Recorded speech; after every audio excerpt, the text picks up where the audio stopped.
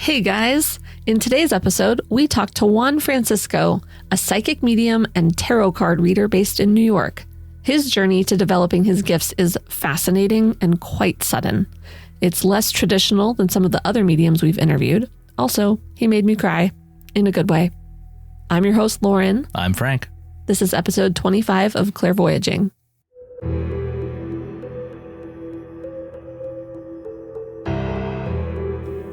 Wayfeather Media presents Clairvoyaging.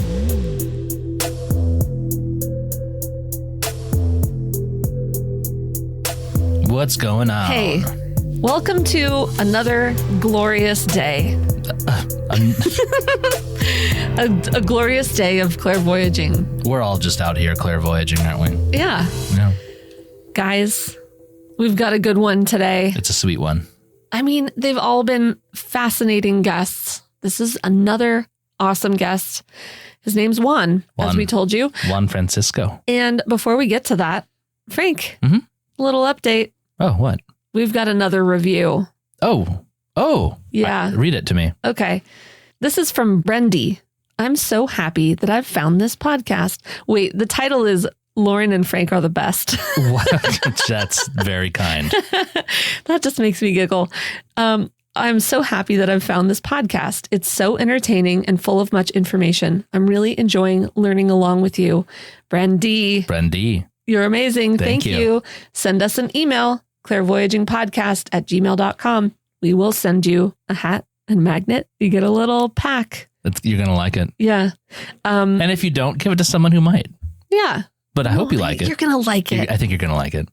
So if you have a review that you can screenshot to us or send us a share, we'll send you a little packet. First 10 people. We're 3 people in. We are. Yeah. A little something. Three reviews, guys. We are on our way. This is a big time. No, it helps. It helps people. It does. To learn. Yeah. I don't want to toot the horn here. But listen, I don't know if you guys know this. Toot away for a second. Well, here, right? toot. This show is just me and Lauren. We do all the stuff that we don't have a team. It's so much. It's so much work. It's a labor of love. No, of course. Yeah. It's a blast. But yeah, some of these big podcasts out there with the whole team, what are they doing? They've got an editing team, a marketing team, producers. What are they even doing? We are all of those. Yeah.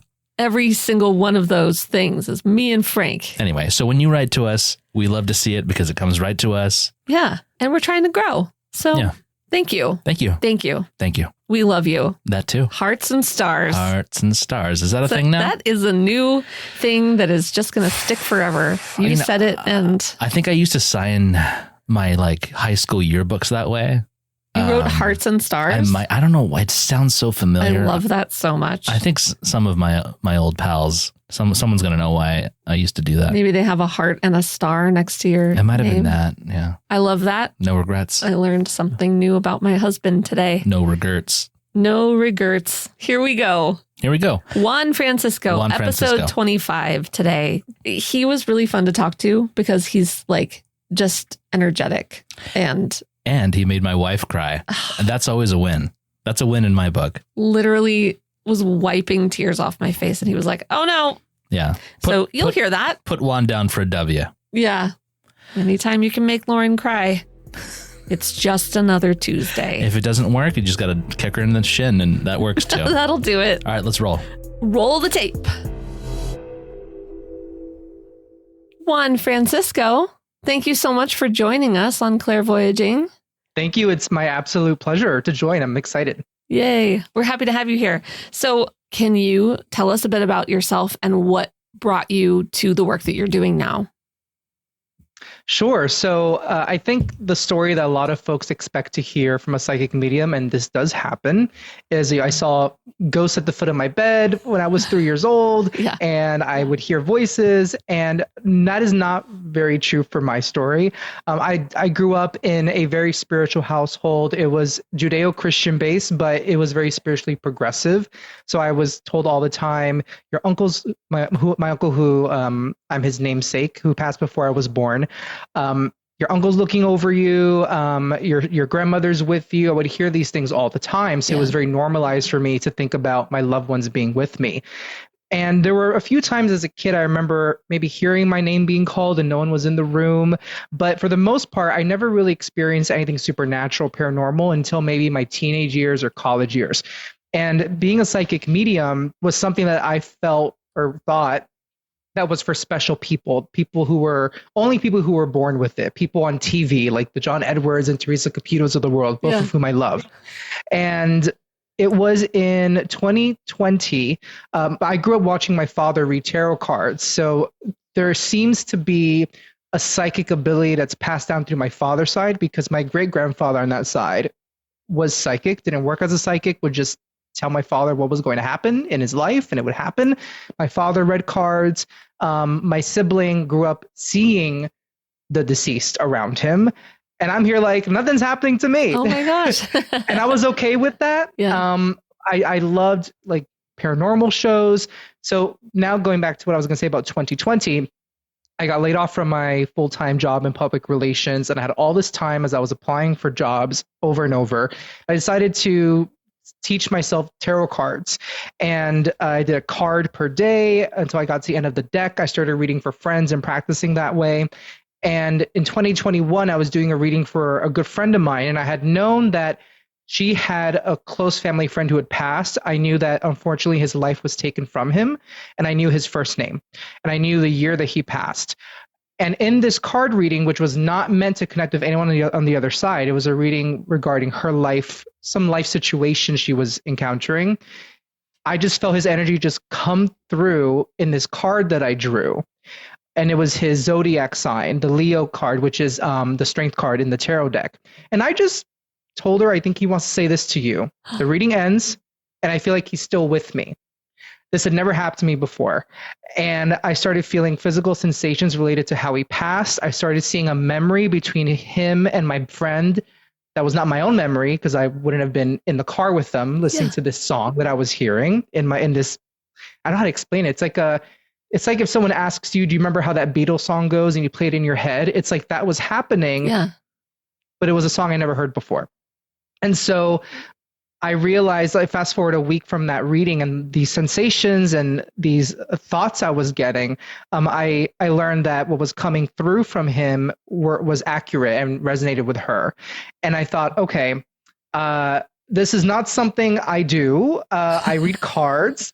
This is something for TV. I don't know what's going on. And what's funny is 2 months prior to that, I had seen there was a mediumship development circle. And I was going to join that circle thinking, oh, I can get a reading from a medium. And then I realized, oh, it's for people who want to practice their skills. I thought, oh, I won't go. 2 months later, this happens. And I thought, I'm going to go to that circle, that practice circle. And I've been in that circle since 2021 for 3 years now. I'm actually going to do that circle tonight. And that's pretty much how it happened. It's not something that I sought a connection with the spirit world, but not as a psychic medium. And it just happened, and I dove into it, and I've been doing readings ever since. That's so cool. I haven't heard anyone just have like a sudden like vision or anything like that. That's so interesting. It's actually more common than we think. It's more common than I thought. There are other podcasts I listen to by psychic mediums, and there are one or two podcast hosts that I've learned had a similar experience, especially around the age of 30, something about the age of 30. And also it seemed like so much was happening in 2020, and many people had so much time to actually reflect and maybe come back to their soul, come back to focusing on their soul journey, and had these realizations, like I think. An awakening. Yeah. That's what I've been saying. Once I turn 30, it's going to be... You just need a couple more years. Yeah, that's all. And then when you turn 30... Yeah, I'm gonna be 40. You're far from turning 30. You have so much time ahead of you. That's cool. So since then, how has your mediumship abilities developed? Like, how does it present for you? Yeah, I quickly learned that the way I receive information is I get these images in my head. So that what I just described to you of feeling the pain, it wasn't excruciating pain, but just feeling a sensation related to how that person passed that I was talking about, that actually hasn't happened since then, where I feel physical sensation. It's very rare. So I more get images related to an object or a symbol that they want to convey to the person I'm talking to, or they'll more than anything, this is what happens. They'll make me feel their personality. So were they funny? Were they shy and reserved? Did they have a potty mouth? I've had spirit make me want to say a curse word as a joke. Were they more on the when I say aggressive, not in an abusive way, just like more of an aggressive personality, very assertive personality. Yeah. So they'll make me feel that more than anything. And the more that I focus on, this is where it gets a little bit in the weeds, the more I have focused on my own, as the phrase goes, healing journey, which is a phrase often used. Yeah. And more focusing on taking care of myself and not just giving readings to people, but actually coming to readings from a heart-centered approach, which involves my self-healing and my self-work. Sure. My readings have gotten, I think, if I may say, like better, deeper, I think more emotionally connective for the people I'm reading. So that's been the gist of my journey, is in terms of like technically how I receive information, what I describe. And then I think in terms of the quality of my readings, they just get better the more I work on myself and the more I'm honest with myself about my own journey as a soul living in this human body. Yeah. Were you, I mean, the first time it happened, were you kind of freaked out, or were you like, well, this is interesting? I mean, it's kind of helpful that it was with a friend, right? Yeah, what's kind of funny is I'm sure you're familiar with this since we are using the Zoom platform to do this, but if you don't pay for Zoom, it locks you out of a call after 45 minutes. Right. Yeah. What's funny is that reading I had with my friend, it locked us out because we reached the 45 minutes. So I never actually got to finish the reading, complete it with her. And then these things started happening. And when I use the phrase freaked out, it wasn't so much that I was scared.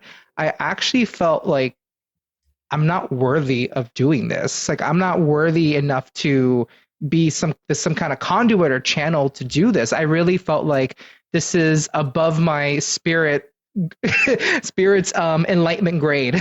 I don't know how to explain it, but I actually felt very I felt very humbled and like, who am I to deliver this message to?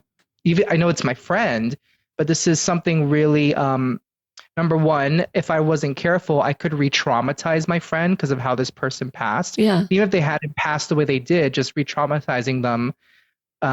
And number two, what if what I wanted to share with her that I was getting, what if it was completely wrong? And that's where I thought, like, I don't know how to do this, and who am I to do it? But I honestly think that's the work I had to do, is to learn I am worthy of doing this. We all are worthy of doing that. So that was my first reaction, was not fear, but just more like, why is this happening to me? Yeah. And more from a place of, I'm not perfect. Like, this is too big for me to handle, or like, I'm not. Yeah. That's so interesting.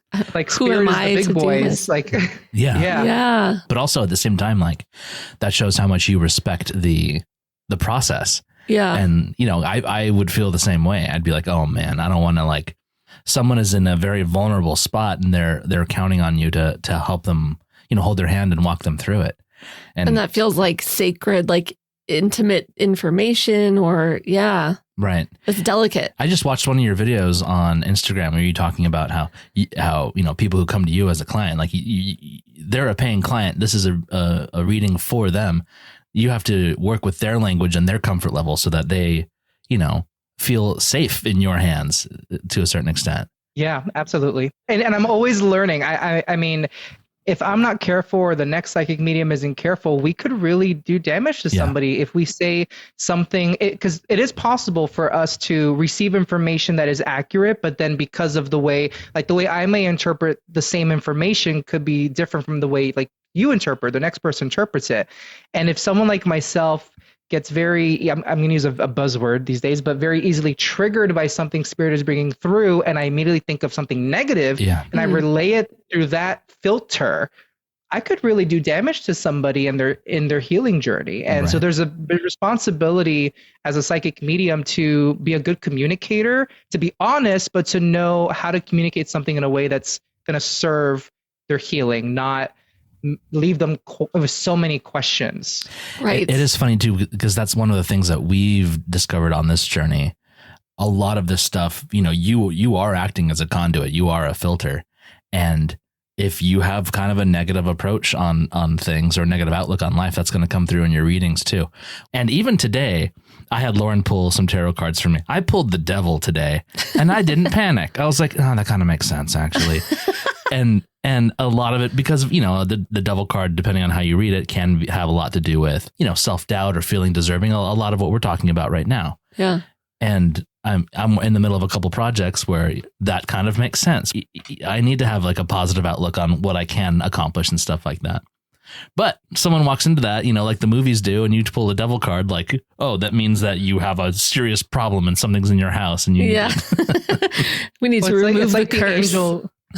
Yeah, it's like the angel numbers 666.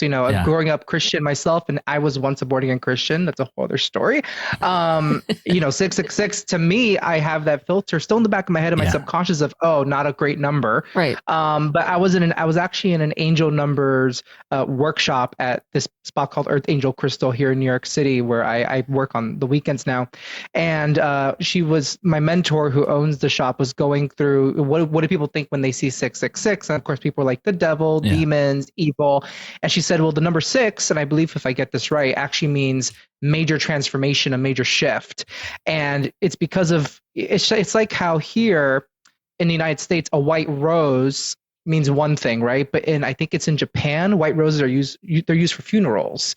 So our culture dictates so much how we see colors, certain colors, blue for boy, pink for girl, whereas in other cultures that may not be the case. So that's why as psychic mediums and as psychics, whether we're reading cards, bringing forward the deceased, we have to be aware of our cultural lenses, because the way we see the world in colors and numbers are not the way the whole world sees it. Yeah. Right.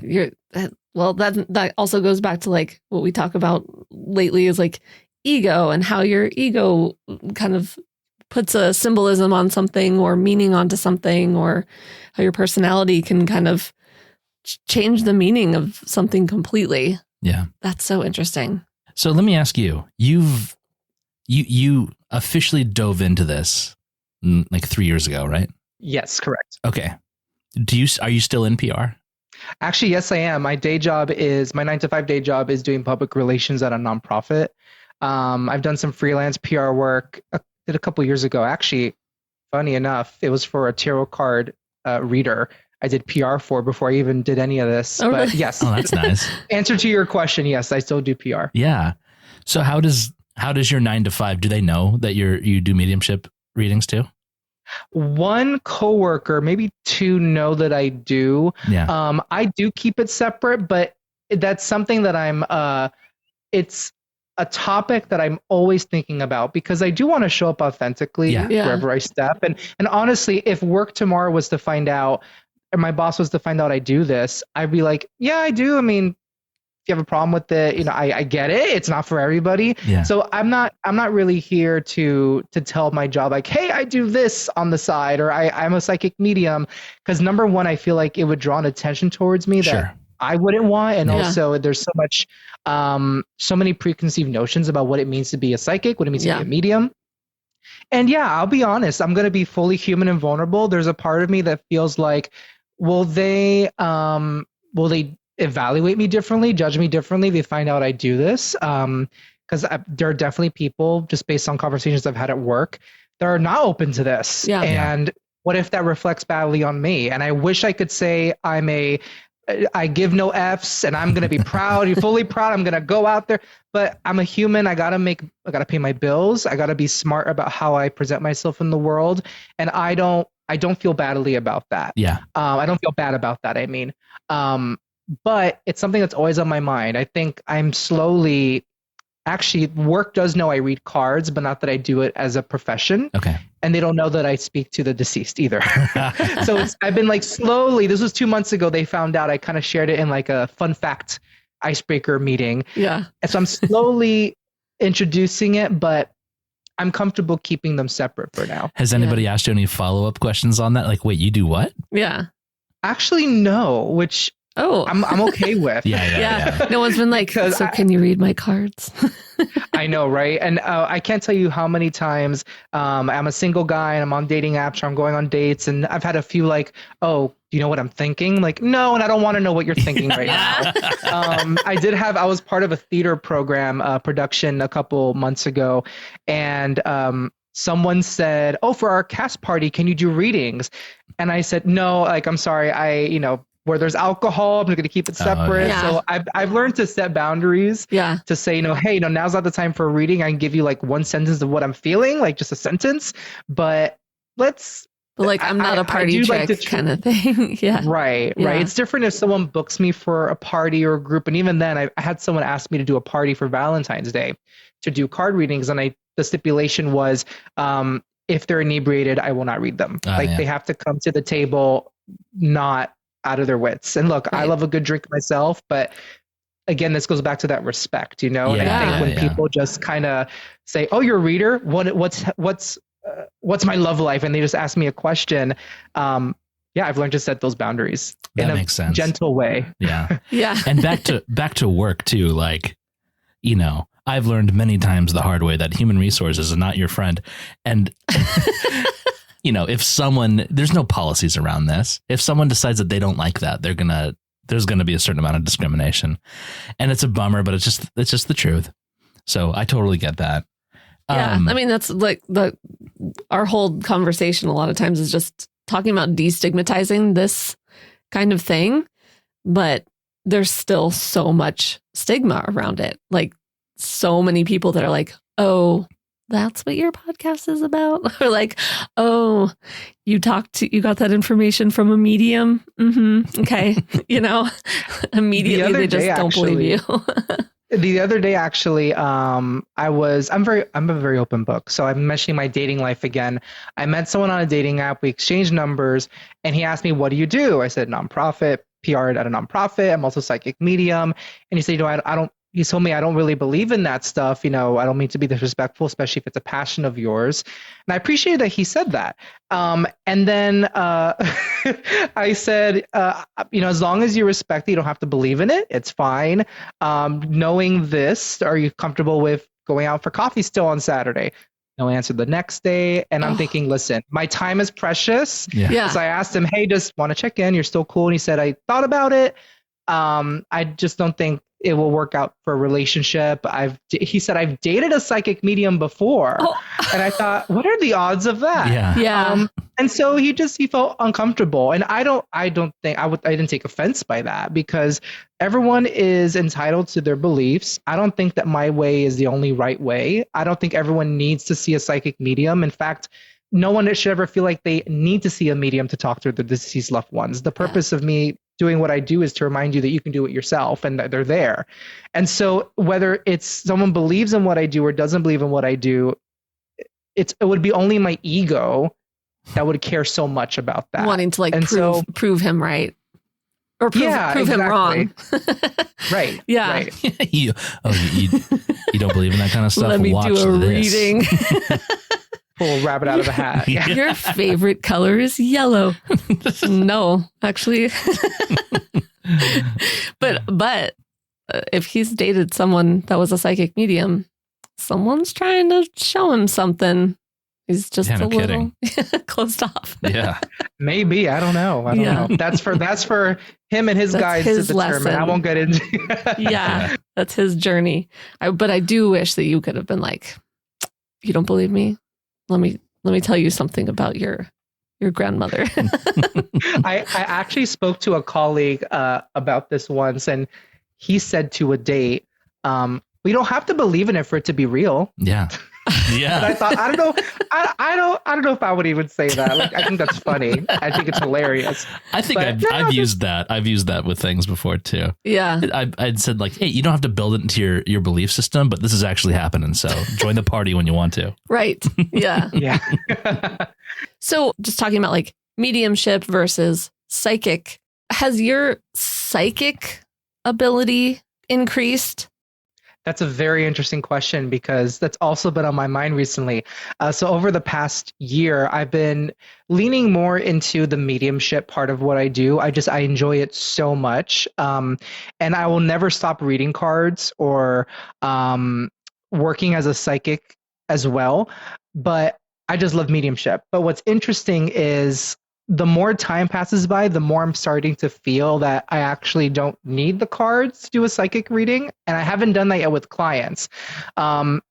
So I think also the more that I develop as a medium, it's also helping my psychic abilities. I can't put my finger on it, but I think what's similar about being a psychic versus being a medium is that you're working with symbols, you're working with cues, right? Yeah. And so like the tarot cards are my visual symbols and cues to what your guides want to say to me or what your energy wants to say to me. And a mediumship reading, a symbol of a blue blanket is telling me it's either baby boy, maybe it's a hospital blanket. So it's all working with cues and symbols. And I feel like that's where those two different abilities kind of play off of each other and help each other in how I develop in each area. So with my psychic abilities, I've learned over time that, okay, these cards, I may not even need them because I'm getting these cues just from reading someone's energy.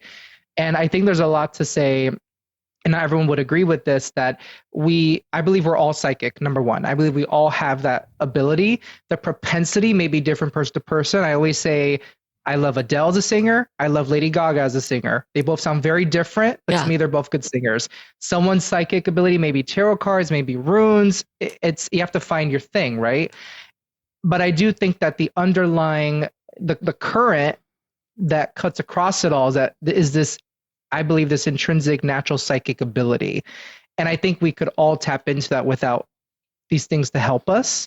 But I think these things that do help us, period, they help us. I don't think there's anything wrong with that. I'm not sure if I sound incoherent. Yeah, it's good. That's a great answer. I mean, the cards, the tarot cards are a tool that helps enhance your intuition. Like, okay, well, and also like being able to pick up on symbols and what does that mean? And then really being able to listen. And it's also pretty interesting that I think you're the first practicing psychic medium that we've spoken to who actually uses the cards in that way. I think. Yeah. Which is really cool. So you kind of use that as your visual cue, and then do you think it like puts you in a state where you're more vulnerable and receptive to interpretation, or how exactly does it work for you? What does it turn on for you? The cards? Yeah, the cards. Well, I would kind of, what you were just saying about that feeling of vulnerability, I would say that I feel more vulnerable if you tell me do a psychic reading and don't use cards. Part of me would freak out a little bit because the cards are a tool that I've relied on so much. Sure. So when I use the cards, I think two things happen. It can happen. Either one, I see the card, whether it's the number on the card, the figures in the card, the colors on the card, whether it's the temperance card or this card, those elements of the card, the visual elements may cue something in my brain, like, the ace of cups. This is something with an emotional shift, right? That's how I would interpret that card. So that may happen, or the ace of cups may pop up, and immediately I get the image of a young man. And then it makes you want to say something about, is there a young man in your life who has caused a lot of emotional trouble for you? So it's not really it's really case by case. It's hard to explain because someone once said on a podcast, this medium who also reads oracle cards, she said, when you get your first deck, well, she said, throw away the guidebook, don't ever look at it, and just see what you feel looking at the cards. I wanted to look at my guidebook once, and I wrote notes. I still have my notebook somewhere. For each card, I wrote the meaning just to memorize it, and then I didn't look at it ever again. And it's been 3 years since I've looked at a guidebook. Wow. Because now I feel like I know the language of the cards. I'm going to start using this as a metaphor now. It's like when you learn the English language, but not every author is going to write the same way. They're going to use the words of the English language to tell the story they want to tell. Sure. That's how I see the cards. We learn the cards once, we learn the language, and then my suggestion is don't look at the guidebook again. Now use the language that you've memorized, that you've learned, and use it to form your own style of reading the cards. So that's what happens with me. I may literally look at the card and literally pick up on something that the card is cueing visually at my brain. or just something else will pop up because of something. The card just triggers a memory of mine or triggers some new image that I haven't seen before. Yeah. No one has ever asked me that question. I never really thought of it. No. Juan, are you telling me that there's no right way to do this? Absolutely. And as much as that annoys people, there's no right way to do it. But that's the beauty of it. It's like, again, it's, I think if there's a reason there are so many psychics out there, so many mediums out there, because each person should, and that does, have their personal style. And it's about finding the psychic, the medium that resonates with you. There are people that may see me and think, I don't like the way he reads. And that's okay. That's fine. Because I have my own way of communicating and picking up on those cues. Yeah. So yeah, I don't think there's any right or wrong. Yeah. So does your dad still read tarot cards? Did he do it for fun or as a profession? He doesn't do it anymore, and I don't know why. I was going to say, is Papa proud? He is. He thinks it's very cool. He's leaning more into the Judeo-Christian tradition, which is fine, and he's still a very open-minded person. And he thinks it's cool that I do this. He even told me a couple of years ago, and I was surprised, given where he's headed spiritually. He said, "Oh, I can teach you if you want me to." I said, "Oh no, that's cool. Thank you. I appreciate it. I'll just look at this guidebook and then throw it away." Never look at it again. Yeah. But I remember him doing readings over the phone for friends of friends when I was a teenager, and then he just stopped. He was very, very good at it. And then your sibling that sees spirits, is that a consistent thing? My sibling, they at least don't tell me that they still experience those things. I do think that it came to a point where they started blocking those things out. Okay. But when we lived in the same house growing up as kids, they would see, I remember they saw a woman in a purple flower dress, a little boy, an older man sitting on the couch. And then I think they were so freaked out by it that they just blocked it out. I don't know if they still experience things. I think once in a while they do, but it's way less often than it used to be. Yeah. Yeah. So you're carrying the torch now. Yeah, no pressure. But see, what's funny is I've always told Spirit, because I don't see people walking around behind their loved ones in the physical world. I don't see people's grandparents when I go into a store. And sometimes I wish I could see them like my sibling used to. But then I also wonder, am I at a point in my journey where if I were to see that, would I absolutely lose? I don't know if I can curse, but lose my crap. Yeah, would I lose it? So I think Spirit is very intelligent. They know when someone is ready for something. What's funny is the more I've developed, especially in the last few months, I feel like things have kind of skyrocketed. I've been starting to feel presences just pop up. Ooh. And I don't see them. But it's like the feeling of someone just walked in the room and I want to look up and see and there's no one there. So I think it goes in waves. I think, like I said, Spirit knows when we're ready for something. Yeah. And Spirit sometimes wants to show a little kid them like they did my brother. I mean, I don't know what the reason is behind why Spirit does what it does, but I know there's a reason why I don't see them often. But my sibling, who didn't want to see them, was seeing them. Yeah. Can't explain it. Yeah, that is so interesting. So Juan, I was talking about how, you've been doing this for 3 years and you seem, from talking to you seem like you're making strides or you've fully leaned into this. What has been the most helpful to your development? It's going to sound cheesy, but I swear it has helped me. And I think it is key to anybody's spiritual journey. And I alluded to before, it was my self-healing journey. Yeah. So I'll explain a little bit. I mentioned a metaphysical healing center and shop called Earth Angel Crystal some minutes ago. And I stepped into that place a year ago now when it first opened, and I met the owner and we vibed very well. And I told her that I work as a psychic medium. And by that point I had worked 2-ish years virtually doing readings. And she told me that she does spiritual mentorship and mediumistic mentorship. So I took her up on that. And she told me, based on our conversations together, Juan, you have a lot of limiting beliefs and you have a low sense of self-worth. And for you to be the best you can be as a psychic and as a medium, you need to work on healing the inner child, Juan, and these parts of yourself that feel like you're not worthy of something. And I'm like, what the heck does that have to do with talking to the dead? Yeah. And because up to that point, I would tell myself, remove myself completely from the reading and just channel what's coming through. And I would tell myself, like, think hard, what's coming through, think hard, what's coming through, what's coming into your head. And through this mentorship with, her name is Daisy, she taught me that by focusing on healing that inner child part of myself that was told, you're not good enough, I grew up with a lot of body image dysmorphia, so I was called fat, I was called Chinese boy, and I am part Asian and I was part Chinese. I was made fun of for this. I was too soft, I was too sensitive, I was too gay, I was too this. She told me it's time to talk to the inner child part of yourself and tell them that what you are is okay. What you look like is okay. Regardless of what you look like, you're okay. And you're safe with me, adult version of you.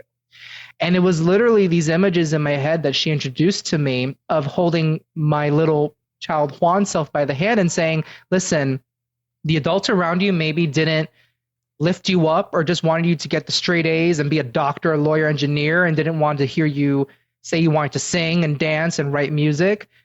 We can do that now. We can do that together now. And let me tell you, like I said, I thought, what the heck does that have to do with my mediumship? It was pretty seismic. It really shifted something in me. And between that mentorship and learning those things about myself and how to work on myself that way, between that and some life circumstances in the last year, and it's so weird for me to say still, but I think it should be normalized saying this, for anybody to say it, I love myself way more than I did a year ago. And I appreciate myself and who I am today more than, like, if you were talking to me a year ago, I wouldn't be mentioning any of this, like, self-healing, because I would have thought it was not valuable by any means. But I do think that we all owe it to ourselves to heal those parts of ourselves that want to talk negatively at us, that want to be that icky voice. And I have noticed, and now bringing it back to how that's helped me in my development, I come to readings from a heart-centered approach now. And instead of reading, and is going back to what I was saying about thinking and trying to think what's coming into my head from spirit, taking it from my head and into my heart. What is spirit wanting to make me feel? What is their personality making me feel? And my readings have gotten better because I approach readings not from thinking, but more from feeling the presence, feeling the emotions. And if they're showing me a memory, what does that memory feel like? Because I think more than anything, I think it's a Maya Angelou quote, people will remember more than I'm going to paraphrase it, will remember more than anything how someone made us feel, more than what they said to us. Yeah. And words have feelings too, right? When someone says something, it makes us feel something. But that's the common denominator with our life experience, is we remember how things feel when they happen to us. And so because I've worked on my heart and healing that part of myself, I'm not feeling like, ooh, it's so uncomfortable to feel these things, because I was uncomfortable within myself to feel what I needed to feel. So now when spirit wants to make me feel something, my subconscious doesn't think, oh, we're not going there. Let me just think. Right. And yeah, so getting out of my head and more into my heart. Well, and shit. that you got me. I need a second. This is Lauren's like the crying. Sweetest. Sorry. When the main thing I want to say, and I don't mean to make you emotional, but the main thing I want to say is we all deserve to experience that. We all deserve to, and I think it's something that on social media has become, to this point, cheesy, but we all deserve to heal that part of ourselves that is that childlike self. Because by doing that, we can show up in the world not being afraid of what people think, and being willing to be vulnerable. I think what, my opinion, holds some psychics back is this fear of being vulnerable ourselves. So then the messages don't come through in a way that they may come through well, but it doesn't fully encapsulate what spirit wants to convey, because I'm here with this filter of, I'm not getting emotional. Nope. No emotions. I'm not going to feel anything. It helps a lot to show vulnerably as a psychic. Yeah. Well, Here I am being vulnerable. Tears I'm rolling sending you a down my lot of face. love right now. Oh, It's just the like. No, this is good. Yeah, no, it's the exact like. It's really lovely to hear because I'm on that same journey. So sorry. No. Give me a you second. deserve that journey. You deserve I'm not it. going to Frank, you apologize deserve for it. my vulnerability. And I'll stop apologizing for making you cry. No, it's great. promise. It's great. It's But- great. It's so like the telling your inner child. Woof. I'm good. I'll I give think Lauren the a world second. would be a better place if we all talk to our inner child in a loving way. I had never heard that before, and I you made me a little choked up for a second too. But then looking over to Lauren and seeing tears streaming down her face is pretty funny. But Just yeah, hearing you say like you're safe with me. Like, it's so sweet. yeah, and also a lot like you, Bud. For me, all that I've been told many times that I have a lot of like negative self-talk, but I'm not fully aware of it, and I think it's because I. On a logical level have like turned it off and haven't addressed it. And then when it comes to like trying to, we're in a very casual way working on our own psychic development, because it's the assumption is that, it's psychic. It's the magic that's happening inside your brain that you're perceiving. But really it's a whole body experience being open to these things. You can't just turn part of you off Yeah. and not Yeah. address something that you clearly have to work through, Yeah. Yeah, and one more thing I would like to say is we are meant to live in these human bodies for a reason. Yeah. If we were not meant to experience all the human emotions and the baggage, we would have just stayed in heaven and not ever be born, right? Right. We'd just be Yeah. living in bliss all the time. Right. My personal belief is that I do personally believe that we are meant, our soul journeys, they're meant to happen so we can experience what it is like to be in a physical world and experience these things. That may be a controversial opinion, but I know that everything in my life that has been really ugly, that has really hurt me, I would not be where I am today if the domino was placed just a little slightly to the left or to the right. And I think that we have to acknowledge as psychic mediums, as humans, that if we're going to channel spirit or read somebody's energy, we're using our voice box, we're using our brains to a certain point, we're using our feelings, we're using our bodies to do that. There is a filter. We just have to learn how to work with that human filter we Sure. have.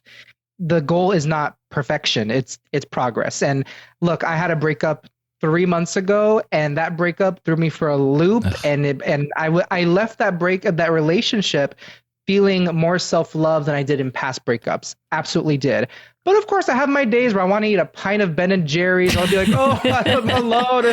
And Yeah. I want to emphasize that this is not about perfection. I'm not here saying that I've made it to the mountaintop. I'm never coming back down like this. There's going to be days where I feel like it's a roller coaster and those old voices come back, and that's okay. And I think it's good to be as real as possible. I think there's there's so much on social media out there in the world that says, you don't have enough of this, you should buy this. Yeah. Or you are not enough of this, you should be this. And social media, I think, has this image of, look at this perfect life I'm living as a shaman, with my sage all around me with crystal bowls. Like, that's lovely. I'm not judging it. I have my sound bowls, I have my sage, I have my Palo Santo. But I think there's a lot of space to be more real than that. Like, we are all on a journey, and I believe everyone has experienced something that hurts. And that's okay. Let's be real about it. Right. Yeah. It helps other people not feel so like isolated too. Yeah. All those the crystal girls on Instagram sitting down with the crystal bowls and looking like they never stand up. I know sometimes they get up and take a big dump. And I just want to put that out there. I see you. I was not expecting that, and I'm here for it. All right. Yes. You never are. We psychics use the bathroom too. We fart too. That's what Frank we're is about. always good for at least one poop joke or Real highbrow. It's like that old joke, like, girls don't poop. Yeah. Psychics don't, psychics don't eat burgers and fries. Yes, I do. Yes, I do. Oh my God. So tell us about your podcast a little bit. You've been doing it for a while, and there's a lot of episodes.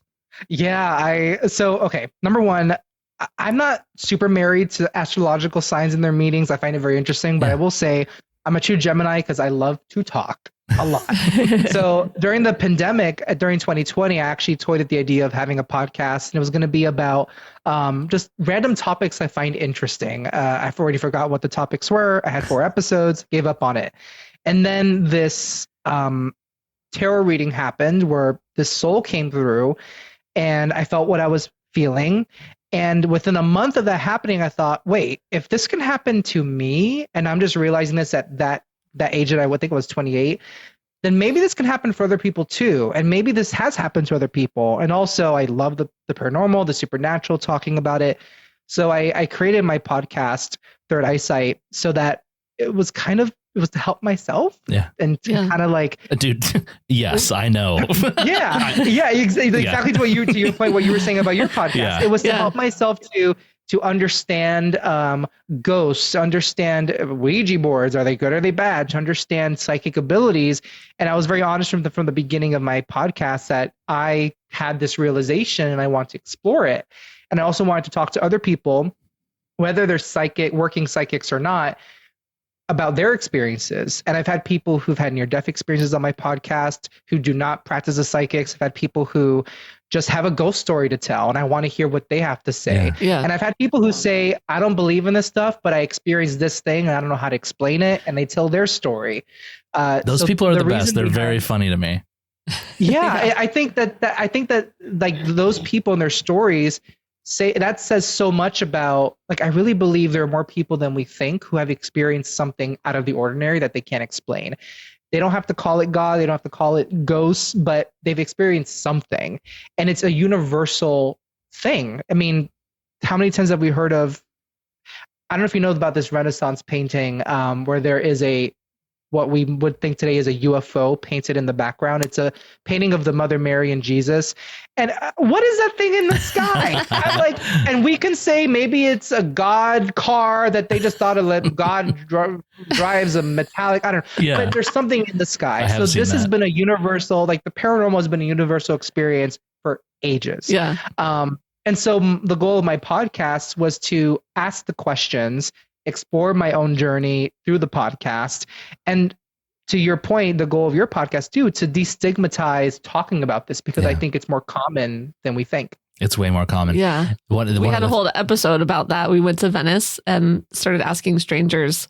It was called What's Your Thing? Because we kind of started realizing everybody has a thing or a story, or like you open it up and they're like, well, actually, there was this one time. Yeah. If you ever come out to LA, you should join us on one of these excursions, because it is quite funny, because it's a day of rejection. Yeah. But I feel full of rejection. I feel like as soon as you'd get going, you'd be good at talking to people about it too. You should come out with us sometime. I'll totally take you up on that. That sounds like a lot of fun. Cool. Yeah. It is fun. And honestly, like, I don't know why. I don't know if it's just Venice, but like, throw a stone, you'll hit a psychic. We were like, what is going on? We keep getting psychics. I think there's a lot of people out there with abilities that just don't practice, or I don't know what it is, but just not fully open about it. It's similar in Long Island, and not just because of Long Island Medium, but I learned that she isn't the only one. There are many, many psychics in Long Island. I don't know if it's because it's surrounded by water, if it's water. I don't know what it is. Yeah. It's very interesting. Yeah. Oh my gosh. So, I mean, it's so funny because, yeah, man, I mean, if there are psychics everywhere, it seems like it should be a very normal thing. And as we have all discovered, it is a very normal thing. And it's a very normal thing that we don't talk about in a very normal way. I have a good friend from college, and she told me when we were in college, very devout Catholic, a couple years younger than I am, a very, very devout Catholic, doesn't believe in this stuff. And she told me, Juan, I swear I dreamt about you before I met you. Like, really? She says, yeah, I had a dream that I was texting you. Your name was Juan. I had a dream that I was talking to you. I dreamt about you before I met you. And this is someone who is a devout Catholic, would not believe in any of this woo stuff. Or really wouldn't be. It was surprising to hear that from her, but she says she did. Sure. So more common than we think. Oh man, that's fun. You're also a performer. So like, I mean, you do a lot of stuff. It's like really fun. Do you sing, or what do you do? So I realized I'm publicist, psychic, performer, the 3 Ps. Amazing. Whatever that means. Or whatever. But so actually, going back to the inner child work I told you about, being in this theater production for the last 3 months was part of the inner child work. I grew up wanting to be a performer. I do sing. I sang growing up in like choir and was in an opera for a little bit as a child, part of the city chorus, a lot of singing. And I wanted to pursue actually musical composition and songwriting in college. But I had a parent who was like, nope, if you're going to do that, you're leaving the house. Oh, man. And so I ended up being an English major. So I got to use those writing skills still. But yeah, there is a creative in me, and the way that I wanted to live that out after all this inner child work was, okay, like there's a part of me that I'm going to call it, you ever heard of the book, The Artist's Way by Julia Cameron? Yep. We've got a copy here. Yeah. I haven't gotten all the way through it, but yes, I keep trying to do it. It's a great book. Yeah. And yeah, it's great. It's pretty, when I say dense, like there's a lot of reflection involved in reading that book, but I read it a couple years ago with a book club that was focused on just that book. And I remember just her talking about the sense of play, the attitude of play. And after the inner child work I did, that I'm still doing, always going to do, I thought, okay, what is the play, the sense of play that my inner child wants to do? Well, my inner child wanted to dance, act, and sing. So I was in a musical the last 3 months, and I did it. And I had so much fun, and I definitely want to do it again. And then that was my first time being had been in theater productions before where they were more closed and not so much like open to the public. Yeah. They're for like a certain group of people. And this was my first time being something open to the public in my adulthood. What was the musical? Yeah. It's called The Drowsy Chaperone. It won the Tony, I think, it's like one of those plays or musicals that survived like 3 years and then came off Broadway. Yeah. And so it was super silly. It was set in the 1920s. I played the best man of the wedding, and it was so fun. A lot of dancing. I had to wear a suit the whole time dancing. Man. Oh my God. But I had so much fun, and it ran for a week. And I think that experience really taught me I need to do more of this because this makes me happy to do that, to incorporate that into my life. That's fantastic, dude. Wow, that's great. That's so great Thank to hear. you. It's inspiring too. Like, literally was just thinking of all this like inner child stuff earlier today.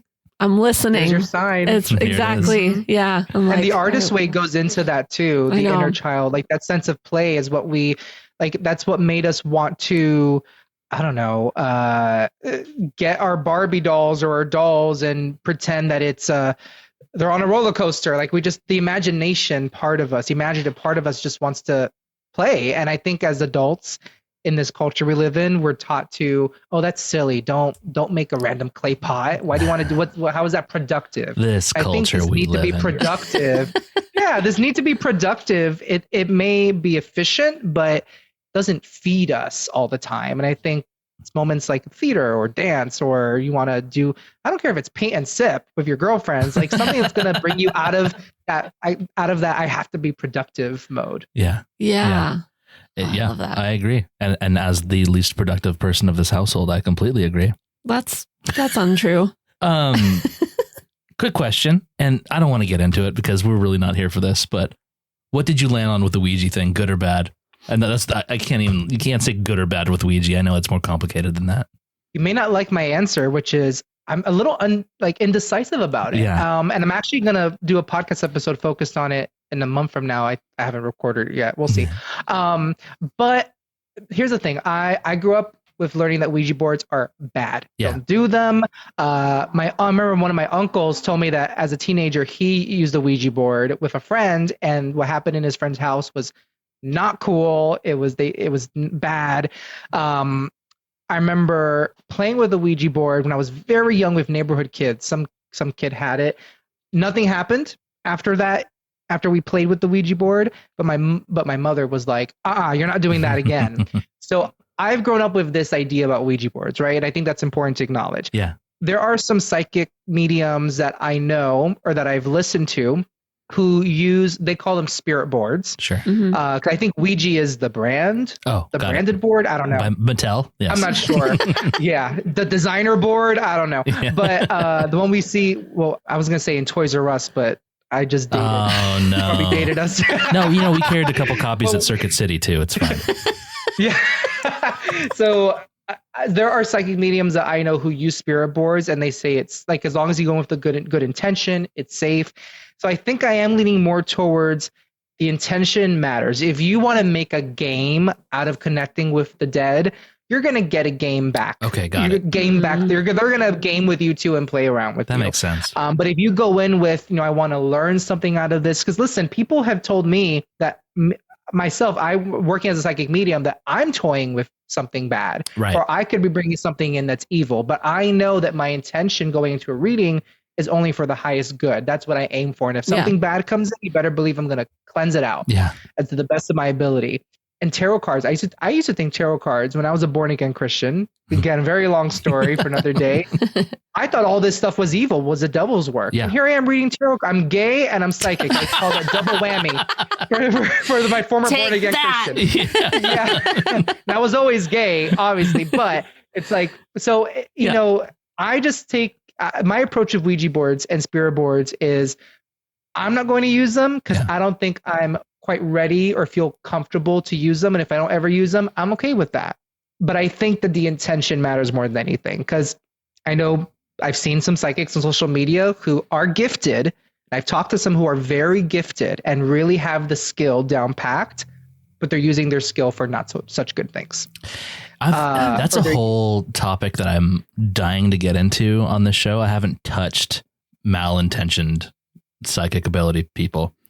And I just listened to a story recently where I'm like, wait, that's out there, and that's kind of horrifying. Yeah. And I don't want to get into that yet, but I'm glad you brought that up, because no, I want to.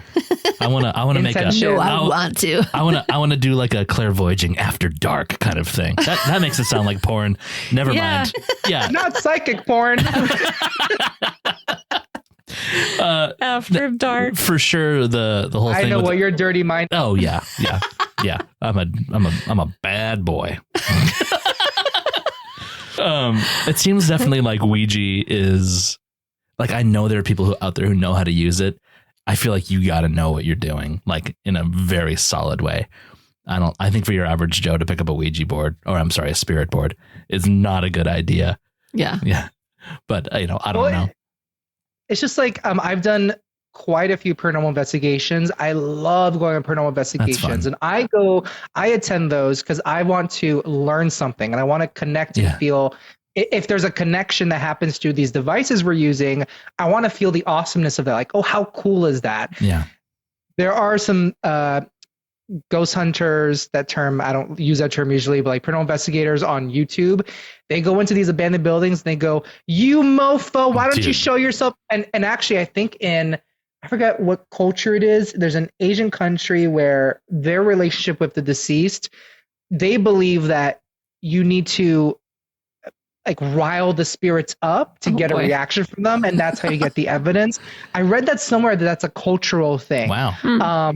I forget which country it is, but it's the same thing. I can go into a paranormal investigation wanting to learn, or I can go in thinking, I'm going to upset these spirits so I get something on video. Very different intention, same situation. Yeah, I think that culture is called Zach Bagans. Oh, yeah. Ooh, that's a whole other podcast. Zach Bagans and Ghost Adventures. We're not afraid of you. Like, listen, if you told me you call me a mofo and I'm dead and you're in my house, I'm going to scream at you too. For sure. I'm going to scratch your back too. Yeah, I'm going to throw a vase at the wall. Yeah, so don't complain about it. Oh my God. Juan, give us all your plugs, dude. Let us know where everyone can find you. I appreciate that. So you can find me on Instagram, Juan Third Eye. Same thing on Facebook. I don't use Twitter. I use TikTok sometimes, but I'm mostly on Instagram and Facebook, Juan Third Eye. And my website is Juan Francisco Spirit. For those who are in the New York City, Connecticut, New Jersey area, I do in-person readings here in Queens and New York City, just one stop from Grand Central Terminal. And for everyone else who can't make it in person or is outside of the region, they can book a virtual appointment with me for a reading. Yeah, I think, and I have my podcast, of course, Third Eyesight. Third Eyesight. You are a delight. Absolutely. And please. Thank you. This was so fun. This is a good time. I love this. If you come out to LA, hit us up. We're going to go to Venice. We're going to do some weird stuff. Yeah. Absolutely. Yeah. I'm down for it. And I could use that weather during the winter months. So maybe I'll be there in the winter months. Exactly. Awesome. There you go. All right, Juan. Thank you for hanging out with us today. Thank you, Juan. It was so nice to talk to Thank you so much. So great to talk to you.